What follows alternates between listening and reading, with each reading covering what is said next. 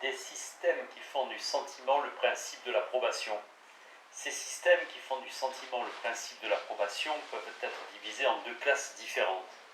Selon certains, le principe de l'approbation est fondé sur un sentiment d'une nature particulière, sur un pouvoir particulier de perception exercé par l'esprit à la vue de certaines actions ou affections. Certaines d'entre elles affectant cette faculté de façon agréable, d'autres de façon désagréable. Celles-là sont marquées des caractères du bien, du louable et de la vertu. Celles-ci des caractères du mal, du blâmable et du vice. Ce sentiment étant d'une nature particulière, distincte de tout autre, et étant l'effet d'un pouvoir particulier de perception, les auteurs lui ont donné un nom particulier et l'ont appelé sens moral.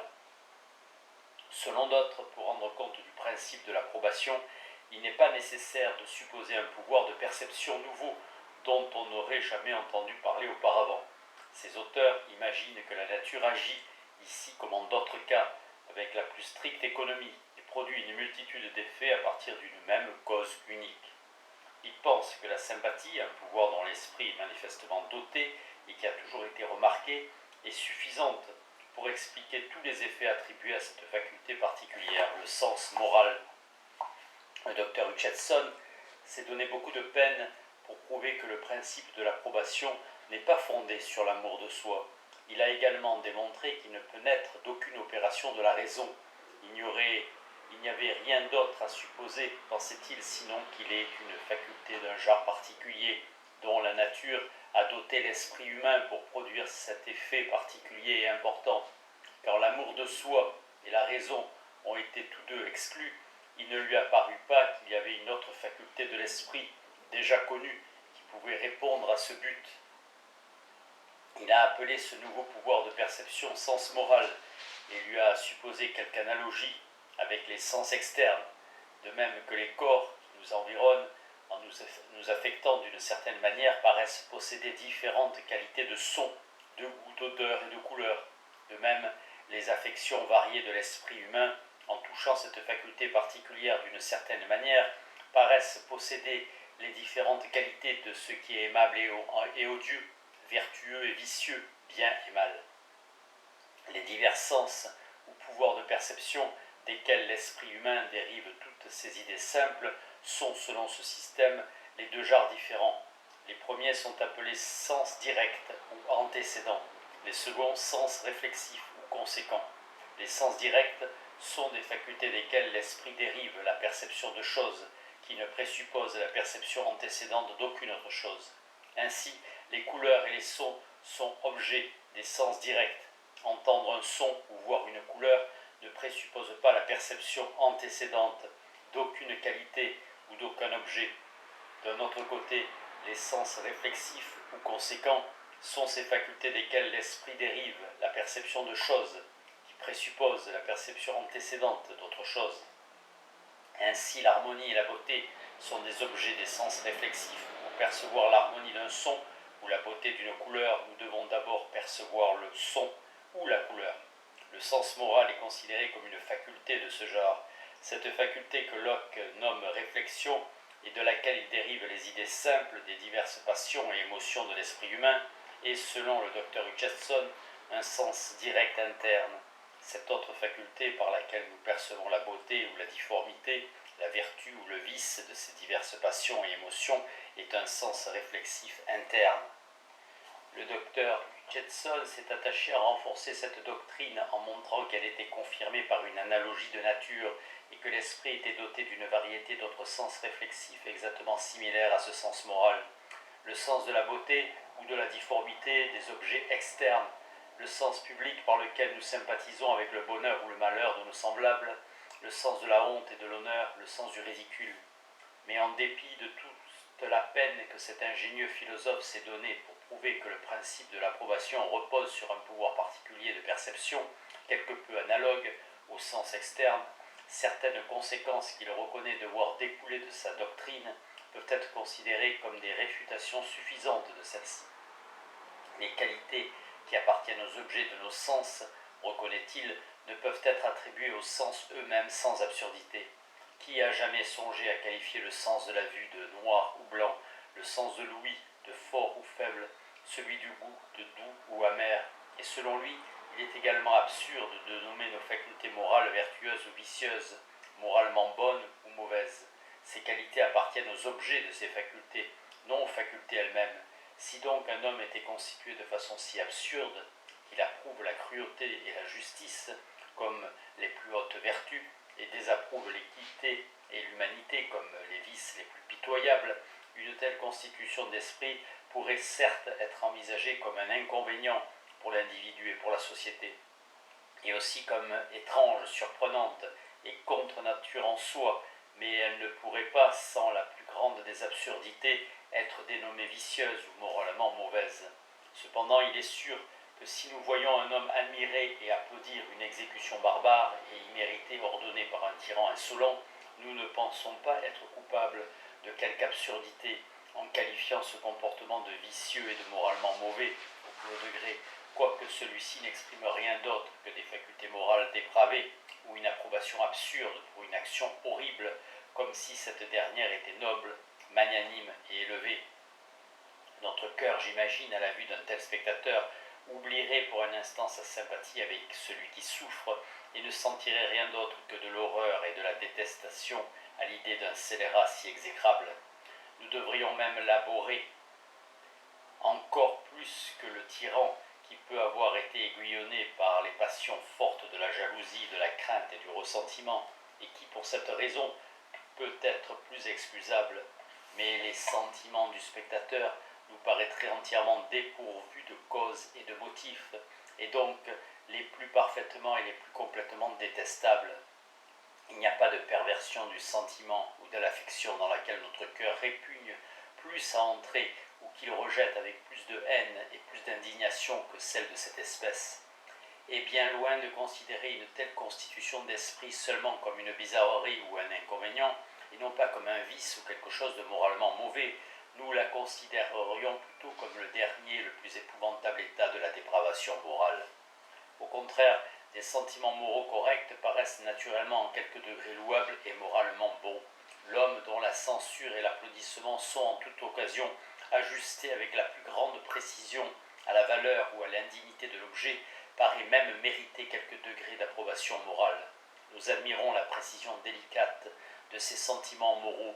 Ils guident nos propres jugements et par leur justesse peu commune et surprenante, ils excitent même notre étonnement et notre applaudissement. Certes, nous ne pouvons pas toujours être assurés que la conduite d'une telle personne corresponde sous tout rapport à la précision et à l'acuité de ses jugements concernant la conduite des autres. La vertu requiert de l'habitude et de la résolution, tout comme de la délicatesse de sentiment. Et par infortune, les premières de ces qualités font parfois défaut, alors que la délicatesse de sentiment est à sa plus grande perfection. Cependant, cette disposition d'esprit, si elle peut être accompagnée parfois d'imperfections, est incompatible avec tout ce qui est grossièrement criminel, et elle est la fondation la plus heureuse sur quoi construire l'édifice de la vertu parfaite. Il y a beaucoup d'hommes qui ont sincèrement et sérieusement pour intention de faire ce qu'ils pensent être leur devoir, et qui pourtant sont désagréables à cause de la grossièreté de leurs sentiments moraux. On pourrait dire peut-être que si le principe de l'approbation n'est fondé sur aucun pouvoir de perception, qui soit en une quelconque manière analogue au sens externe, il peut encore être fondé sur un sentiment particulier qui réponde à ce dessein particulier et à aucun autre. L'approbation et la désapprobation, pourrait-on prétendre, sont des sentiments ou des émotions qui naissent dans l'esprit à la vue de différents caractères et de différentes actions. Tout comme le ressentiment pourrait être nommé un sens du préjudice, la gratitude un sens du bienfait, de même l'approbation et la désapprobation pourraient proprement recevoir le nom de sens du bien et le sens du mal ou de sens moral. Mais cette explication, si elle ne tombe pas sous le coup des mêmes objections que celles adressées à l'explication précédente, s'expose à d'autres objections qui restent pareillement sans réponse. Premièrement, quelque variation qu'une émotion particulière puisse subir, elle conserve toujours les traits généraux qui la caractérisent comme appartenant à tel genre d'émotion, et ces traits généraux sont toujours plus frappants et plus remarquables qu'aucune variation qu'elle peut subir dans des cas particuliers. Ainsi, la colère est une émotion d'un genre particulier, et donc ces traits généraux sont toujours plus perceptibles que toutes les variations qu'elle peut subir dans des cas particuliers. La colère contre un homme est sans doute quelque chose de différent de la colère contre une femme, et celle-ci l'est à son tour de la colère contre un enfant. Dans chacun de ces trois cas, la passion générale de la colère est différemment modifiée par le caractère particulier de son objet, comme cela peut être aisément observé si l'on y est attentif. Mais dans ces cas, les traits généraux de la passion prédominent toujours. Les distinguer ne requiert aucune observation subtile. Au contraire, découvrir leurs variations nécessite une attention très délicate. Tous remarquent les premiers, peu observent les secondes. Si donc l'approbation et la désapprobation étaient, comme la gratitude et le ressentiment, des émotions d'un geste particulier distinctes de tout autre, nous pourrions nous attendre à ce que, dans toutes les variations qu'elles peuvent subir, elles conservent toujours les traits généraux qui les marquent comme émotions d'un genre particulier, clair, évident et aisément reconnaissable. Mais il en est tout autrement. Si nous observons dans des occasions différentes ce que nous sentons réellement lorsque nous approuvons ou désapprouvons, nous trouverons que notre émotion dans un cas est souvent totalement différente de celle que nous pouvons sentir dans un autre, et qu'il n'y a pas de trait commun qui puisse être découvert entre elles. Ainsi, l'approbation avec laquelle nous voyons un sentiment tendre, délicat et humain est très différente de celle avec laquelle nous sommes frappés par un sentiment qui paraît grand, audacieux et magnanime. Notre approbation peut être dans les deux cas et selon différentes occasions, parfaite et entière, mais nous sommes attendris dans un cas et nous sommes élevés dans l'autre.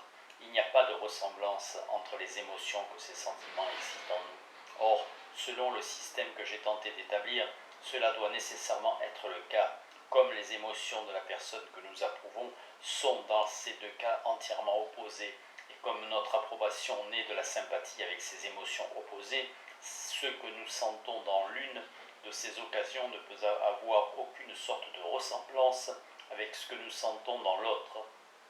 Cela ne pourrait se produire si l'approbation consistait en une émotion particulière qui n'aurait rien de commun avec les sentiments que nous approuvons et qui naîtrait à la vue de ces sentiments comme n'importe quelle passion à la vue de son objet propre.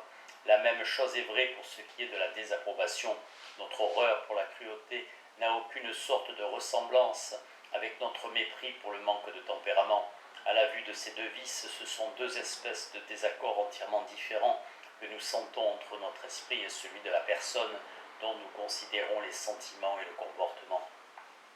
Deuxièmement, j'ai déjà observé que non seulement les passions ou les affections de l'esprit humain que nous approuvons ou désapprouvons paraissent moralement bonnes ou mauvaises, mais que l'approbation convenable ou inconvenante paraît à nos sentiments naturels être marquée des mêmes propriétés. Je demande donc comment nous pouvons, dans le système du Dr Hutchinson, approuver ou désapprouver une approbation convenable ou inconvenante. À cette question, j'imagine une seule réponse raisonnable peut être donnée. On doit dire que dès que l'approbation de notre prochain concernant la conduite d'une tierce personne coïncide avec la nôtre, nous approuvons son approbation et la considérons dans une certaine mesure comme moralement bonne. Quand au contraire elle ne coïncide pas avec nos sentiments, nous la désapprouvons et nous la considérons dans une certaine mesure comme moralement mauvaise. Il doit donc être admis qu'au moins dans ce cas, la coïncidence ou l'opposition des sentiments entre l'observateur et la personne observée constitue l'approbation ou la désapprobation morale. Et s'il en est ainsi dans ce cas, demanderai-je, pourquoi n'en serait-il pas ainsi dans tous les autres cas? À quoi sert d'imaginer un nouveau pouvoir de perception pour rendre compte de ces sentiments? Contre toute explication du principe de l'approbation qui le fait dépendre d'un sentiment particulier et distinct de tout autre, j'objecterai qu'il est étrange que ce sentiment dont la Providence avait sans aucun doute pour intention, qui fut le principe directeur de la nature humaine, ait été jusque-là si peu pris en compte au point de n'avoir de nom en aucune langue. Le mot sens moral est de formation très tardive, il ne peut même pas être considéré comme faisant partie de la langue anglaise. Le mot approbation n'est utilisé que depuis quelques années pour dénoter particulièrement une chose de ce genre. À proprement parler, nous approuvons tous ce qui nous satisfait entièrement. La forme d'un édifice, l'arrangement d'une machine, la saveur d'un mets. Le mot conscience ne dénote pas immédiatement une faculté morale particulière, au moyen de laquelle approuver ou désapprouver. La conscience suppose en fait l'existence d'une telle faculté et elle signifie proprement le fait d'être conscient d'avoir agi conformément ou contrairement aux orientations de cette faculté. Quand l'amour, la haine, la joie, le chagrin, la gratitude, le ressentiment et tant d'autres passions qui sont toutes supposées être assujetties à ce principe sont si considérables qu'ils ont obtenu un nom pour les désigner. N'est-il pas surprenant que le principe souverain de ces passions ait été jusque-là si peu remarqué, qui n'a, à l'exception de quelques philosophes, jamais été jugé digne de recevoir un nom? Quand nous approuvons un caractère ou une action, le sentiment que nous sentons sont, selon le système que j'ai proposé, dérivés de 4 sources qui sont sous quelques aspects différents les unes des autres. Premièrement, nous sympathisons avec les motifs de l'agent. Deuxièmement, nous entrons dans la gratitude de ceux qui reçoivent le bénéfice de son action. Troisièmement, nous observons que sa conduite a été conforme aux règles générales selon lesquelles ces deux sympathies agissent généralement. Et enfin, quand nous considérons de telles actions comme faisant partie d'un système de comportement qui tente à promouvoir le bonheur de l'individu ou de la société, elles paraissent retirer quelque beauté de cette utilité, qui n'est pas différente de la beauté que nous attribuons à toute machine bien agencée. Après avoir déduit dans chaque cas particulier tout ce qui doit être reconnu comme procédant de l'un ou l'autre de ces 4 principes, je serai heureux de savoir ce qui reste et je pourrai librement accepter que ce qui est en plus soit attribué à un sens moral ou à n'importe quelle autre faculté particulière, à condition que quelqu'un puisse précisément me dire en quoi consiste ce plus. S'il existait un tel principe particulier, comme on suppose qu'est ce sens moral, nous pourrions peut-être nous attendre dans certains cas particuliers à se sentir séparés et détachés de tous les autres, purs et non mélangés à d'autres émotions, ainsi que nous sentons souvent la joie, le chagrin, l'espoir et la crainte. J'imagine cependant que cela ne peut pas même être prétendu. Je n'ai jamais entendu alléguer aucun exemple dans lequel ce principe pourrait être supposé s'être exercé seul et sans être mêlé avec la sympathie ou l'antipathie, avec la gratitude ou le ressentiment, avec la perception de l'accord ou du désaccord d'une action quelconque par rapport à une règle établie, ou en dernier lieu avec ce goût général pour la beauté et l'ordre, goût qui est excité par les objets inanimés tout autant que par les objets animés. Il y a un autre système qui tente d'expliquer l'origine de nos sentiments moraux à partir de la sympathie et qui est distinct de celui que j'ai tenté d'établir. C'est celui qui place la vertu dans l'utilité et explique le plaisir avec lequel le spectateur observe l'utilité d'une qualité donnée par une sympathie avec le bonheur de ceux qui sont affectés par elle. Cette sympathie est différente de celle par laquelle nous entrons dans les motifs de l'agent et de celle par laquelle nous accompagnons la gratitude de ceux qui bénéficient de ces actions. C'est le même principe que celui par lequel nous approuvons une machine bien agencée, mais il n'y a pas de machine qui puisse être l'objet d'une de ces deux sympathies mentionnées. J'ai déjà donné, dans la 4e partie de ce discours, une explication de ce système. De la manière dont différents auteurs ont traité des règles pratiques de la moralité, on a observé dans la 3e partie de ce discours que les règles de justice sont les seules règles de moralité qui sont précises et exactes, que les règles de toutes les autres vertus sont imprécises, vagues et indéterminées, que les premières peuvent être comparées aux règles de grammaire et les secondes aux règles que les critiques établissent pour parvenir au sublime et à l'élégance dans la composition, règles qui nous présentent une idée générale de la perfection que nous devons chercher à atteindre plutôt que des indications certaines et infaillibles pour y parvenir. Puisque les différentes règles de moralité ont des degrés d'exactitude si différents, les auteurs qui se sont efforcés de les rassembler et de les réduire en systèmes l'ont fait de 2 manières différentes.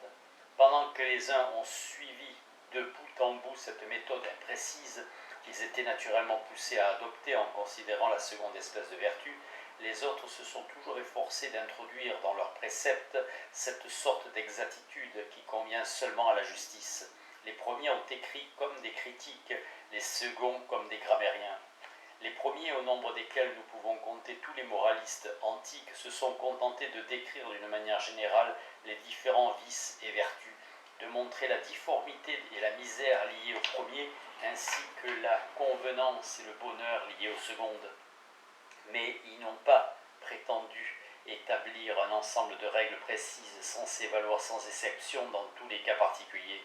Ils ont seulement cherché à établir, pour autant que le langage le permet, premièrement, en quoi consiste le sentiment sur lequel est fondée chaque vertu particulière, quelle sorte de sentiment interne ou d'émotion constitue l'essence de l'amitié, de l'humanité, de la générosité, de la justice, de la magnanimité et de toutes les autres vertus, ainsi que des vices qui s'y opposent. Secondement, quelle est la manière générale d'agir, la ligne ordinaire de conduite à laquelle chacun de ces sentiments nous porte, c'est-à-dire comment un homme amical, généreux, courageux, juste et humain choisirait d'agir dans des occasions ordinaires. Caractériser le sentiment sur lequel est fondée chaque vertu particulière est une tâche qui, si elle demande une plume à la fois délicate et précise, peut être exécutée avec quelques degrés d'exactitude. Certes, il est impossible d'exprimer toutes les variations par lesquelles chaque sentiment est ou devrait être susceptible de passer selon toutes les variations possibles des circonstances. Ces variations sont sans fin et le langage manque de noms pour les désigner. Par exemple, le sentiment d'amitié que nous sentons pour un vieillard est différent de celui que nous sentons pour un jeune homme. Celui qui nous lie à un homme austère est différent de celui que nous éprouvons pour un homme aux manières plus douces et plus tendres. Et ce sentiment diffère encore dans le cas d'un homme plein de feu et d'esprit. L'amitié que nous concevons pour un homme est différente de celle que nous inspire une femme, même lorsqu'il ne s'y mêle aucune passion plus grossière. Quel auteur pourrait énumérer et déterminer le nombre infini des variations dont ce sentiment est susceptible? Toutefois, on peut encore déterminer avec un degré suffisant d'exactitude le sentiment général d'amitié ou de familiarité que toutes ces variations ont en commun. Le tableau qu'on en fait, bien qu'il reste toujours incomplet à de nombreux égards, peut toutefois être suffisamment ressemblant pour nous permettre de reconnaître l'original si nous le rencontrons et même de le distinguer d'autres sentiments auxquels il ressemble considérablement, comme la bonne volonté, le respect, l'estime ou l'admiration. Décrire de manière générale la ligne ordinaire de conduite à laquelle chaque vertu nous porte est encore plus facile. En effet, il est à peine possible de caractériser le sentiment interne ou l'émotion sur lequel une vertu est fondée sans donner une description de ce genre. Le langage est incapable d'exprimer, si je peux dire, les traits invisibles tels qu'ils se manifestent à l'intérieur des différentes modifications de la passion. Il n'y a pas d'autre moyen de les identifier et de les distinguer qu'en décrivant les effets qu'elles produisent à l'extérieur. Les changements qu'elles occasionnent sur le visage, l'air et le comportement externe, les résolutions qu'elles inspirent, les actions qu'elles motivent.